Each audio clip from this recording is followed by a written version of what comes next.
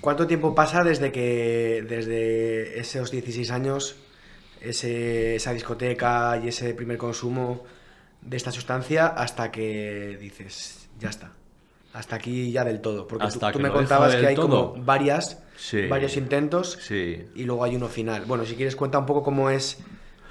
Pues yo primero, bueno, tuve la primera cura que te he comentado antes, mi primera desintoxicación fue así, con mi padre un poquito a pachas, luego fui padre muy joven y eso pues me ató también, me ató, me privé también bastante porque intentas estar un poquito a la altura de la gente que te quiere, y del niño que te necesita y de la mujer que te quiere y de tus padres y demás. Entonces yo ahí iba un poco a trancas y barrancas, intentando no engancharme mucho, luego tal. Se me fue de las manos, lógicamente, volví a la heroína, a la morfina, y entonces hice proyecto hombre, no, perdón, fui al Patriarca, que era lo que entonces, digamos, te aislaba, y estuve allí un par de veces. Estuve en Francia, estuve 5 o 6 meses, volví a casa, que por el camino no aprendí nada, por el camino en Irún, como que crucé la frontera, pillé heroína, o sea que el camino fue corto. Y luego estuve en el Patriarca otra vez, estuve más de 3 años, en una comuna, digamos, eso ya decir, ¿eh? En comunidad. Ahí sí que me rehice bastante, ¿eh? Me encontraba muy bien. Hicimos allí, además estuvimos en familia, con mi mujer y con mi hijo. Y de ahí volvimos y me encontré con el bacalao, con el tecno. Ahí me encontré con el tecno, con el, no, me han llamado bacalao, vamos a llamarlo bacalao, que yo creo que es como nos entendemos todos, la ruta de los pirulos y estas cosas. Y ahí te sentías fuerte y bien, trabajabas, hacías una vida bastante rutinaria normal. La heroína no la probaba, desde luego, pero empiezas un poco a las fiestas, fiesta, fiesta, fiesta, y a fiestas sin freno, y eso fue desembocando, pues poco a poco pasamos de los pirulos a mucha cocaína, y de la cocaína snifada, la cocaína fumada, en base que sería el tipo crack. Y bueno, cuando ya te ocasiona bastante ruina, otra vez volví a inyectarme heroína y cocaína, y caí muy hondo, muy hondo. Mucha miseria en las calles, mucha mierda, chupé mucha mierda entonces. Ya era incapaz de mantener un trabajo, ya estaba muy desestructurado, lo perdí todo, perdí la familia, perdí todo. Y ahí ya entré en Proyecto Hombre. No tenía ninguna fe en ellos, la verdad. Y en Proyecto Hombre entré pues en el 99. Me pilló el cambio de siglo, me pilló el 2000 en Proyecto. O sea que pasarían pues no sé, unos 16 años, algo así. Pasó. En estas idas y venidas de voy al Patriarca, vuelvo, pero luego para unir ¿cómo dirías que estaba tu autoestima en ese momento, ¿no? De ver, voy aquí, estoy, imagino que meses, ¿no? Has dicho al principio, Sí, sí, sí, meses sí. limpio, con una Sí, rutina, salgo de ahí, sí. no sé, me imagino La que. la autoestima la pierdes muy rápido. Sobre todo, a ver, cuando vas a pillar, no tienes ni autoestima, ni estima, ni nada. Es algo que se te pone aquí delante y no quieres pensar. O sea, se te mete aquí y ya está. Y vas a por ello. La autoestima es al día siguiente. Al día siguiente, cuando ya eso te baja, cuando ya te ves otra vez en la rueda, es cuando te crees que no, pues que no tienes arreglo. No tienes arreglo. O sea, luego la autoestima nunca la tuve muy bien. Yo realmente todos aquellos años pues te mantenías un poquito pues por el entorno. El entorno es un poco el que te hacía sentir que tenías que estar ahí, el sentido de responsabilidad, el sentido de querer a los que te quieren y de que los que te quieren de una determinada manera. Entonces, querer estar un poquito ahí a la altura, querer estar a la altura de criar a tu niño, de que tu madre, de que tu mujer, por los demás. Lo demás, yo no he hecho realmente nada por mí hasta el 2000. Y me costó, al principio tampoco, ¿eh? Al principio tampoco, me costó. Ya llegas allí, pues porque no tuve huevo de morirme antes, de alguna manera, no sé, sin más, porque tuve suerte de no palmarla de otras maneras. Eh, no he llegado a cumplir, digamos, a materializar un suicidio real, pero en realidad estabas ahí todo el rato provocando que eso pudiera ocurrir. Yo eso lo he provocado muchas veces.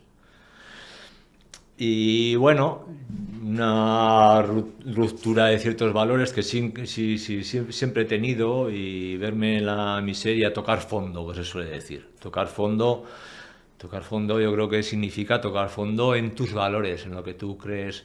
Entonces yo tengo unos valores que eso sí que creo que se me inculcó en mi casa, y sí que los he cogido como obrero, como respeto a la mujer, como del trabajo. Y yo no he valido para robar, no he valido para tirarle a una mujer al suelo y que se rompa la nariz en el suelo porque le has tirado un bolso para joderle 800 pesetas. O sea, me muera yo antes. Me muero antes de vergüenza y de asqueroso y de gorrino. Y bueno, con respeto a cada uno ha hecho lo que haya podido, ¿eh? Cada uno se le ha ido la olla, y a mí también se me ha ido la olla, y he podido hacer cosas de las cuales no me siento orgulloso. Pero en mi concepto, en mi forma de ser, eso no ha cabido. Y bueno, sí que he tenido la suerte de no entrar en la cárcel por funcionar de otra manera. Yo me mataba a trabajar, de meter muchas horas extras, y me comía lo mío, lo de mi mujer, lo de quien fuera.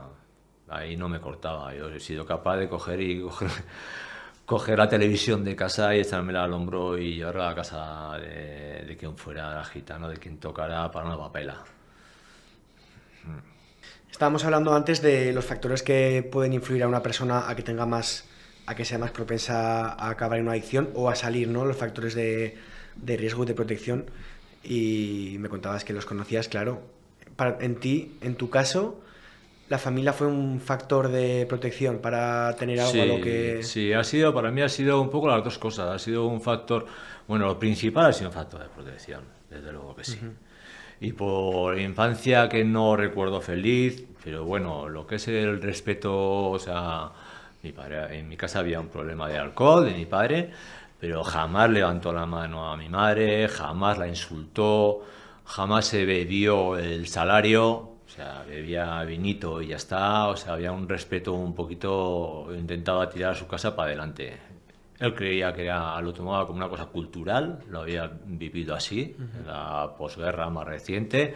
En su familia eran orgullosos de ver todos a una continuamente, y ya está. Y no lo veía así como un problema. Pero sí, bueno, al principio lo pude enfocar un poquito como un problema, tanto por lo que había vivido, como que me frenaba para realmente yo tocar fondo, me parecía que tenía que hacer cosas por ellos. Pero luego, desde luego que ha sido un factor muy importante de ayuda, de que hayan estado. Tengo el recuerdo, por ejemplo, muy importante, que nunca se han avergonzado de mí. Eso a mí me ha dado mucha fuerza siempre. Ni mi madre, ni mi mujer, ni mi hijo. Y me lo han demostrado, pero bien demostrado, de que no se avergonzaban de mí. Entonces para mí eso ha sido muy importante. Joder. No ocultarlo. Hay gente a lo mejor que por el que dirán o tal, parece que te tapan. Ese tapar, además, son herramientas que uno como toxicómano lo utiliza todo. Uno cuando es un toxicómano lo utiliza todo. Y ese tapar, dices, vale, pero si no quieres que monte un show, dame que me tengo que ir a comprar porque estoy muy malito, ¿no? O sea, son excusas para sacar también. O sea, el toxicómano también se aprovecha de eso. Por un lado se aprovecha para conseguir una papela, para conseguir ponerse. Pero por otro lado también te machaca porque es que se avergüenzan de ti. Te iba a preguntar, en esto de tú estar viendo que personas contraen enfermedades, mueren, entran en la cárcel, eh, bueno, que los grupos de gente que tienes cerca van siendo afectados o dejan de estar juntos, ¿no? No sé, me sale preguntarte cómo te sentías tú viendo, ¿no? Alguien que muere, alguien que entra en la cárcel. Era la época del punk que era casi lo que se proclamaba en las canciones, ¿no? Mm. El vive rápido, ¿cómo era? Vive... Vive rápido, muere joven y ahora es un bonito cadáver. Pues eso, ¿no? Sí, sí. ¿Cómo te sentías tú viendo que Bueno, en eso... la calle realmente mi círculo de amistades era muy pequeño. En la calle era muy pequeño. Y entonces relación directa con la gente, con muy poca gente tenía, y a lo mejor era más gente del ambiente de speed o cosas de estas que se mantenían y hacían una vida normal, que también intentaban echarte una mano. Sí, había gente, ha habido gente, bueno, como Susa, que tampoco lo conoces, como gente que te da mucha pena porque habían dejado la heroína por sus propios medios, por su fuerza de voluntad, por su potorro chulo que tenían ahí como gente elegante, y sin embargo estaban condenados por el SIDA y murieron. Yo solo viví muy fuerte el SIDA, más que en la calle, sí que en la calle, porque en la calle más se tapaban esas cosas, sí que la gente iba desapareciendo, ha muerto, ha muerto, ha muerto, y no se solía comentar cómo era.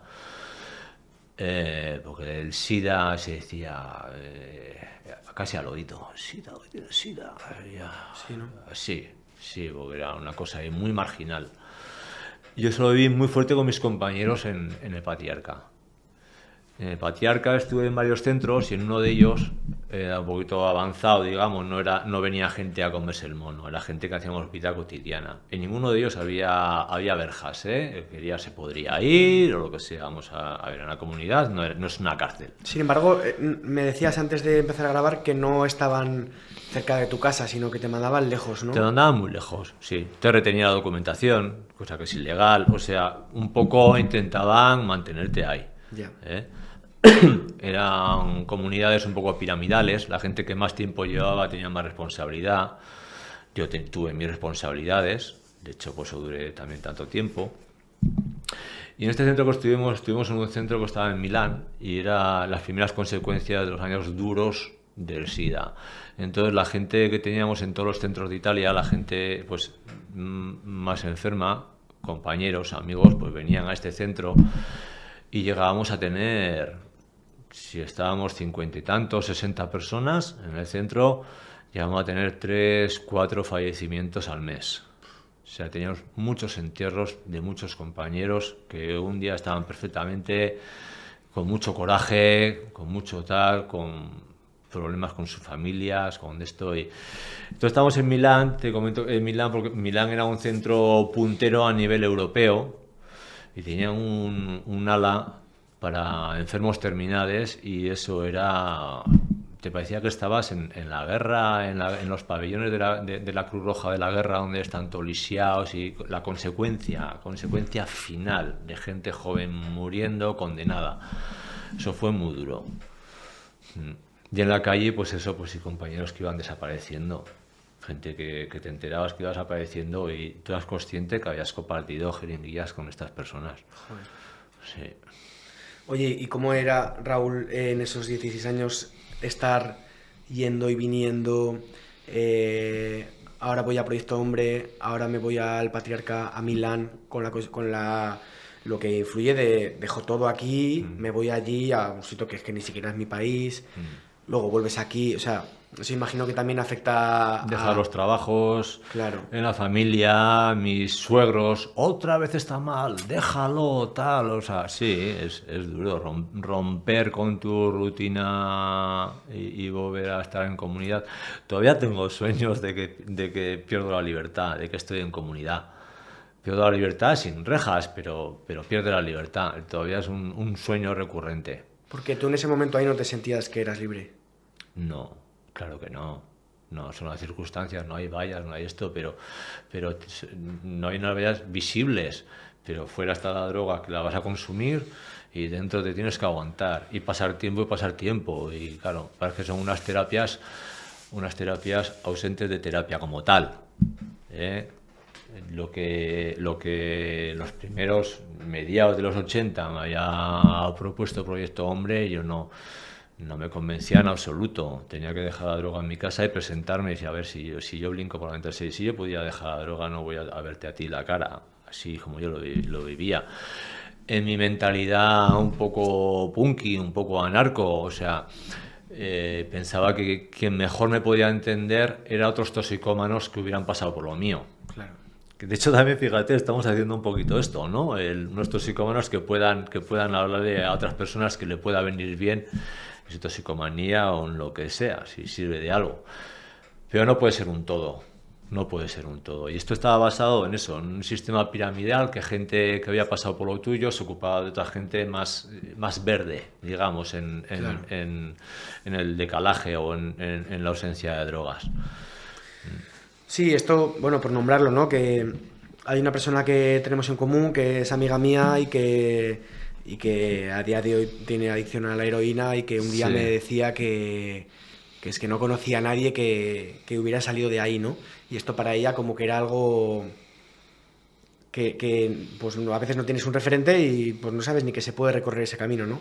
Y poner eso en común fue algo que le pudo servir a ella mucho para, pues por lo menos para decir, vale, hay alguien a quien puedo preguntarle, a quien ha recorrido ese camino y me puede ayudar o me puede escuchar o me puede entender mínimamente, ¿no? Entonces desde ahí un poco también la idea de grabar esto. Em, ¿Qué más te iba a decir? Claro, estaba pensando que todo lo que nombras tipo, aquí la gente sabe que me voy allí, vivo no sé cuántos meses, ¿cómo son las relaciones que se dan allí dentro? Porque imagino que habría un poquito de rango, ¿no? De la gente que lleva más tiempo, la gente que no. Cuando nombras lo de piramidal, pienso en eso, ¿no? ¿Cómo eran ahí las relaciones? sí, pues, muy estrechas, sobre todo porque llegaba gente que lo que menos quería su familia era tenerlos en casa. O sea, vete allí y entonces y estás en el extranjero y muy estrecha gente que había dejado no solamente a sus padres, sino a su hijo, a su mujer, que intentan rehacer su vida, que tenían sida o no lo tenían, pero sí, generas unas relaciones muy fuertes, haces tus grupos, haces tus apoyos, eh, tus, tus actividades, se fomentaba un poco tus facultades, se fomentaba tus facultades, pues eso, como para venirte arriba, ¿no? O de alguna manera, si tienes cualidades personales o de oficio, para arreglar los centros, para las cosas. Yo soy carpintero, pues terminé teniendo una carpintería, tenía personas a mi cargo, tenía más experiencia, pues me encargaba también de los españoles, de sus correos, de sus problemas, de que te cuenten, ¿no? De que te lloren, ese tipo de cosas. Sin embargo, más tarde, uno de los hándicaps totalmente diferentes que me encontré en Proyecto Hombre, esto vuelvo otra vez, retrocedo, perdón. Era también un poco encarado para fomentar tus cualidades en el patriarca y también que esa era una alternativa de vida. Nunca te favorecían que te fueras a tu casa, sino que pudieras crecer y hacer una vida normalizada allí dentro. Yo llegué, a mí se me daba hasta un mínimo vital, digamos, para poder irme con mi mujer y con mi hijo al cine, a tal, o sea, podía salir del centro, podía disponer de un coche, podía viajar aquí a España, ir y volver, para intentar hacer una vida normalizada allí dentro. Era muy buena cosa, sobre todo para la gente que estaba, no me sale la palabra ahora, pero estaban totalmente en su casa, no los querían, sobre todo porque tenían sida. Claro. Entonces era una opción de vida muy buena para este tipo de personas, desde luego que sí. Eso se fue a la ruina y se jodió toda aquella historia. No estando yo, más tarde. Pero más tarde, la diferencia con Proyecto Hombre, una diferencia principal, es que no te ponían donde estabas cómodo. Te ponían en sitios, por ejemplo, yo no sé hacer un huevo frito prácticamente.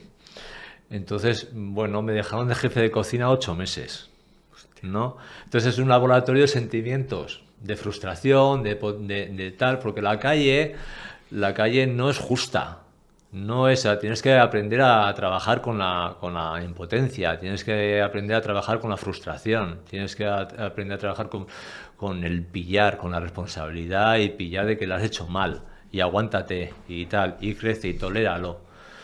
Y claro, es más terapéutico, creo yo. O sea, se crece, te obliga a crecer de otra manera. A estar incómodo y a Y a pasar... claro, sí. Y a solucionarlo con responsabilidad y tal. Y siempre enfocado a que vas a salir a la calle. O sea, quieras o no, te vamos a echar fuera. Y tienes que hacerte una vida social fuera. Y tienes que reinsertarte. Tienes que resocializar.